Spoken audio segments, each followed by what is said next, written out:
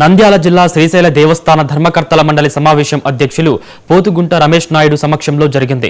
దేవస్థాన కార్యనిర్వహణ అధికారి శ్రీనివాసరావు, ధర్మకర్తల మండలి సభ్యులు, ప్రత్యేక ఆహ్వానితులు సమావేశంలో పాల్గొన్నారు. సమావేశంలో 42 అంశాలను ప్రతిపాదించగా 39 అంశాలు ఆమోదించబడ్డాయి. వాటిలో 2 అంశాలు తిరస్కరించబడ్డాయి. సామాన్య భక్తుల సౌకర్యార్థం తిరుమల తరహాలో పబ్లిక్ అమ్యూనిటీస్ కంప్లీట్ నిర్మాణం చేయాలని తీర్మానించారు. సామాన్య భక్తులకు మరింత సౌకర్యవంతమైన దర్శనం కల్పించేందుకు కృషి చేస్తున్నారు.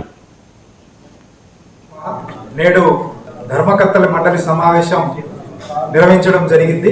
ఈ కార్యక్రమంలో ఆలయ ఎగ్జిక్యూటివ్ ఆఫీసర్ శ్రీనివాసరావు గారు, మా బోర్డు సభ్యులు, ఆలయ అధికారులు పాల్గొనడం జరిగింది.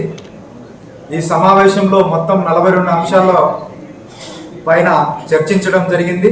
వీటిలో 39 అంశాలను ఆమోదించడం జరిగింది, 2 వాయిదా వేయడం జరిగింది, 1 తిరస్కరించడం జరిగింది. శ్రీశైల బ్రహ్మరాంబ మల్లికార్జున స్వామి దేవస్థానం దర్శనానికి వచ్చే భక్తులకు మెరుగైన సౌకర్యాలు కల్పించాలని మా ధర్మకర్తల మండలి సభ్యులందరూ కలిసి సామాన్య భక్తులకు మంచి సౌకర్యం కల్పించాలని తిరుమల తరహాలో PAC 5 బ్లాక్ తరహా బ్లాక్ ఇక్కడ నిర్మించాలని ధర్మకర్తల మండలి తీర్మానించడం జరిగింది.